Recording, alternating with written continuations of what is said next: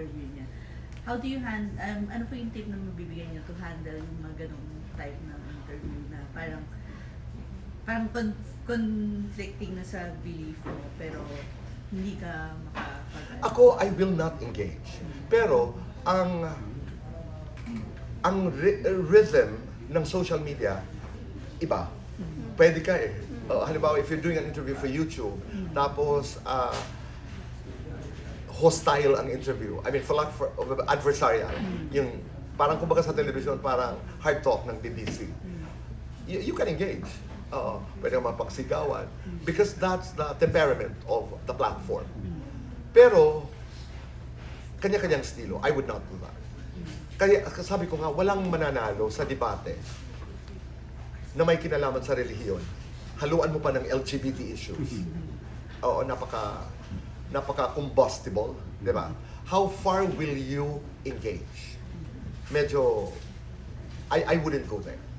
I wouldn't go there. Pero hindi naman ako tatahimik. Pero I will not engage. Totally. Na-mention niyo rin po yung pagsusot niyo ng wig, yung pagkakit. It's not something na napapanood namin before sa dati yung mga Oo. Anong meron at naging open kayo gawin? Bago na eh. Di ba? I mean, yung wig hindi alam kaya payagan. Kasi hindi ako kagandahan pag naka-wig. Gusto ko yung mga may pag-actors, may mga eksena kayo. Ako rin. Pero akala ko noon, pag halimbawa nagigiyas dito, si Julian Santos, na iniyak ka na ko na, sabi ko noon, Juday, what is your process when you have a crying, a lacrimal scene? Di ba? Ano ba ang iniisip mo? Ginawa? Well, huh? You allow yourself to be surprised, you allow yourself to be amazed, and I enjoy that because wala man akong oras, pero my dream show, online and on television, is really tackling the process of the actor.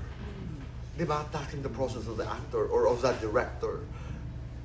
Yung dating ginagawa ko sa Inside the Cinema, sa ABS, yung show namin ni Seth, yung James Lipton, yung longer conversations on Dick Cavett. I mean, these are the old interviewers, where you can talk about process, where you can talk about.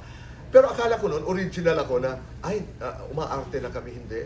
If you're familiar with Graham Norton, my God, I mean, one time I was watching him on my phone, guest niya si Judi Dench. And then, ang tawag niya is Shakespeare on the go or something. May tawag si Graham Norton. And then, sabi niya, how much are you in love with parang Shakespeare? Sabi niya, my life. Can you do me a sonnet? I mean, the venerable Judi Dench ay nag-sonnet. Di ba?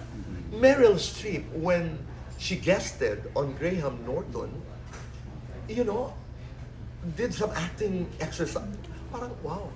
Sabi ko, luma pala tayo. Nagagayan pala tayo with Graham Pero Norton. kung di gila si IC at si Alvin, walang issue na. Well, Palagay ko, in the context of what happened, when you look back, when you connect the dots, the answer is yes. Pero, if the premise is destiny, it would have found its way there. Or parang gano'n. Pero you're right na dito nag-umpisa and then nagkasunod-sunod. Pero if it was meant to be talked about, hahanap at hahanap yun eh. Kasi mainit yung usapin na, pinaakyat at she had fun. Oo, gano'n. And also, the truth is,